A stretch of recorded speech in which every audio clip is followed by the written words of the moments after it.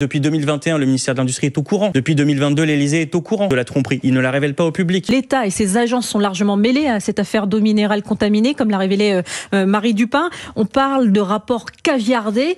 Vous confirmez donc que l'Élysée est complice de cette tromperie commerciale ? Alors là, pour moi, les choses, elles sont extrêmement claires. L'État s'est complètement fourvoyé dans cette affaire. Il a eu une attitude transactionnelle avec l'industriel au lieu d'être l'autorité qui édicte la norme et qui garantit l'intérêt général. Plusieurs éléments pour que vous compreniez bien. Bien sûr, le rapport caviardé, c'est la révélation de ce matin. Imaginez un rapport coécrit entre l'industriel et dans un triangle avec le cabinet santé, l'ARS Occitanie et le préfet. Oui. Ça n'existe pas, ça ne devrait jamais exister.